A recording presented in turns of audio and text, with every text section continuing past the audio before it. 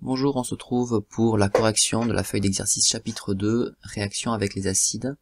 Et on commence donc par l'exercice 1 où on va étudier l'action de l'acide nitrique sur le cuivre.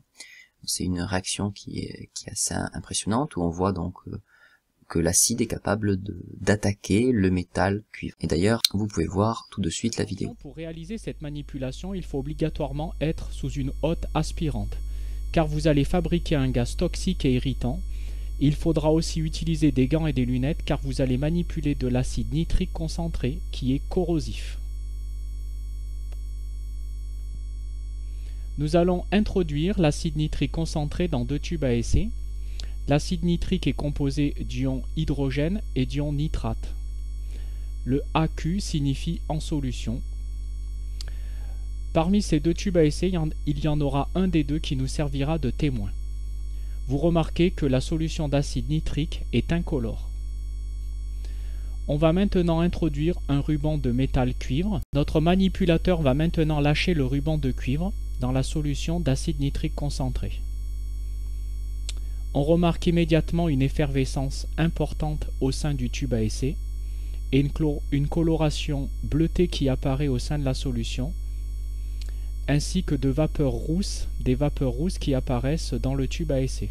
Vous remarquez que le manipulateur a baissé la vitre de la hotte aspirante afin de ne sentir aucun gaz. On laisse dérouler la manipulation pendant quelques minutes. Donc, formation de la vapeur rousse. Donc cette vapeur rousse est du dioxyde d'azote. Après quelques minutes, on constate que le contenu du tube à essai est de couleur bleue. On peut être amené à s'interroger et à se poser la question suivante. À quelle espèce chimique est due cette couleur bleue? Pour vous aider, on dispose d'un flacon d'ion cuivre en solution. Les ions cuivre en solution pour formule Cu2+, AQ veut dire en solution, comme aqueux. On dispose le tube témoin.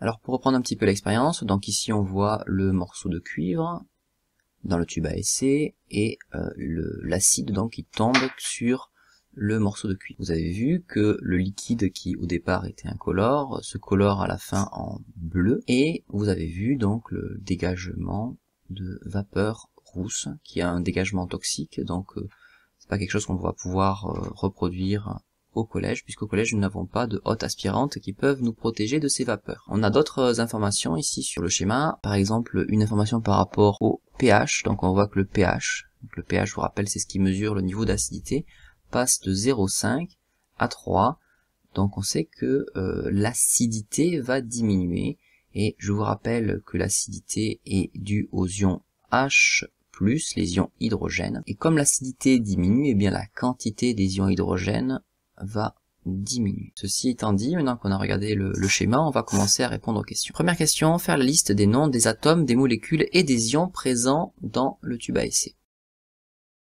Regardons ce qu'il y avait dans le tube à essai. On avait un morceau de cuivre. Alors le cuivre, sous forme de métal, c'est formé en fait d'atomes. Dans le morceau de cuivre, il n'y a que du cuivre, donc les autres éléments qui se retrouvent dans le tube à essai, en fait, c'est ce qu'on a rajouté, c'est dans la solution incolore de nitrate d'hydrogène. On va analyser un petit peu ce que ça veut dire. Solution, ça veut dire qu'on a dissous dans un solvant, et ici, c'est l'eau. Donc le principal constituant du liquide que l'on rajoute, c'est de l'eau, et l'eau, vous savez que c'est fait de molécules d'eau, donc les molécules sont les molécules d'eau. Les ions maintenant sont contenus dans l'eau, dans la solution. Donc dans cette eau, on a mis deux ions différents, on a mis les ions nitrate et les ions hydrogène. Ce sont ces ions hydrogène qui étaient responsables au départ de la forte acidité avec le pH est égal à 0,5. Pour simplifier les questions suivantes, je vais donner ici dès à présent les formules des différents atomes, molécules et ions. Ici, nous avons donc les atomes de cuivre, c'est Cu le symbole. Les molécules d'eau, ça vous l'avez déjà vu l'année dernière, c'est H2O. Les ions nitrates de formule NO3-, et les ions hydrogène de formule H+. Lorsque vous ne connaissez pas la formule d'un ion, tout simplement vous pouvez taper le nom sur internet. Et si vous tapez ion nitrate, vous allez très facilement trouver sa formule ici à nos 3-. On continue donc avec la question numéro 2. Alors là, il va falloir utiliser des connaissances. Donc si je lis, d'après vos connaissances acquises lors du chapitre précédent, quel ion colore la solution aqueuse en bleu? Alors c'était pas dans le chapitre précédent, en fait dans le même chapitre cette année, vous avez vu qu'il y avait une solution qui était bleue lorsque vous avez fait les tests caractéristiques, en particulier lorsque vous avez étudié le détecteur numéro 2, vous avez vu qu'il y avait un des liquides qui était coloré en bleu, et ce liquide-là en fait il contient des ions cuivre. Donc eh bien ces ions cuivre sont apparus à la fin de la transformation chimique et c'est eux qui vont colorer le tube à essai en bleu. Je vous rappelle que l'ion cuivre a pour formule Cu2+. Trouvez au moins un argument qui permet à la question 3 de justifier qu'il s'agit d'une transformation chimique. Donc vous savez que transformation chimique, ça a un sens bien précis que l'on a vu l'année dernière et que l'on réétudie cette année, donc vous devez le savoir, hein. Donc on dit qu'il y a une transformation chimique lorsque la quantité d'au moins une substance diminue et ou lorsque la quantité d'au moins une substance augmente. Alors on avait le choix entre plein de choses, hein. On peut parler de la quantité de certaines substances qui diminuent. Par exemple, nous avons vu que le morceau de cuivre ne se retrouvait pas à la fin, donc la quantité d'atomes de cuivre a diminué. On peut aussi parler de l'acidité qui a diminué, donc la quantité d'ion H+ a diminué, ou alors on peut simplement justifier avec la quantité de certaines substances qui augmentent. Par exemple, nous avions dans l'expérience l'apparition des ions Cu2+, donc comme il n'y en avait pas au début, mais à la fin il y en a, sa quantité a augmenté, ou on a vu aussi l'apparition de vapeur rousse, qui n'était pas là au début, donc c'est une substance dont la quantité a augmenté. Donc on prend un de ces exemples-là pour justifier qu'il y a une transformation chimique. Moi j'ai voulu parler de l'apparition de l'espèce chimique la plus évidente. Ce qu'on voit le plus, c'est le gaz roux qui s'échappe, et donc ce gaz roux, c'est du dioxyde d'azote. On l'avait dans les données, hein, c'est marqué ici. Question numéro 4, quels sont les 3 produits de cette transformation chimique? Je vous rappelle encore, c'est encore un rappel de 4e, on est en train de réviser le programme de 4e en fait ici. Un produit, je vous rappelle donc que c'est ce qui est fabriqué lors d'une transformation chimique, c'est les espèces dont les quantités augmentent. Donc ici, on nous dit, parce qu'on ne pouvait pas le deviner, ça ne se voit pas, que l'un des produits de cette transformation chimique, c'est l'eau. Donc comme il y en avait déjà au départ, il y en a aussi à la fin, on ne peut pas se rendre compte que sa quantité augmente facilement. Par contre, on peut se rendre compte que la solution est devenue bleue, donc ça fait partie des choses qui ont été fabriquées, c'est un des produits. Donc on a les ions cuivre 2, et on a l'apparition du gaz roux, le dioxyde d'azote.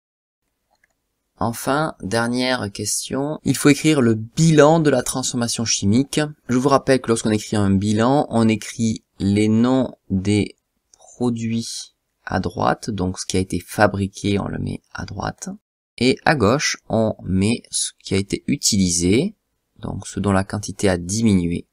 Nous avons vu que parmi les produits, nous avions de l'eau, nous avions le dioxyde d'azote, et nous avions les ions cuivre 2. Parmi les réactifs, nous avons vu que la quantité de cuivre avait diminué, donc on avait les atomes de cuivre. On a vu aussi que le pH avait augmenté, donc la quantité d'ion H+, elle, avait diminué. Et enfin, le dernier est peut-être le moins évident, pour pouvoir connaître le dernier réactif, il faut bien avoir en tête que ce sont les réactifs qui servent à fabriquer les produits.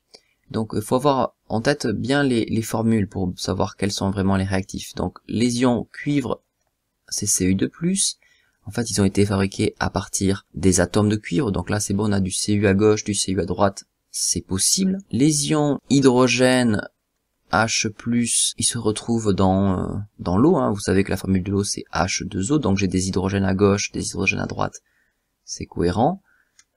Par contre, on a du dioxyde d'azote, et on sait d'après les données que c'est NO2, le dioxyde d'azote, et on voit que ici il n'y a ni de N ni de O. Eh bien, c'est ce que on retrouve dans les ions nitrate. NO3-, on a du nitrate, on a de l'oxygène. Donc pour qu'il y ait les mêmes éléments au départ et à la fin, il faut qu'il y ait un troisième réactif qui sont les ions nitrates.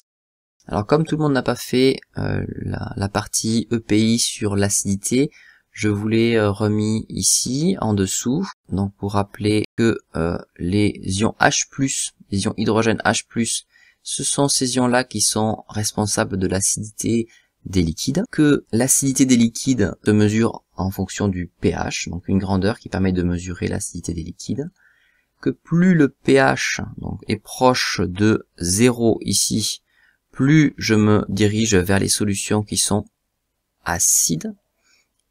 Et c'est un petit peu étrange peut-être hein, pour quand on découvre ça.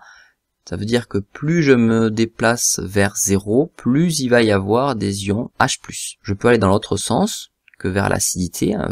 Peux aller vers le côté qu'on appelle basique. À ce moment-là, il y aura de plus en plus d'ions HO-, d'ions hydroxyde, dont on a aussi parlé en cours, qui fait partie des détecteurs à connaître.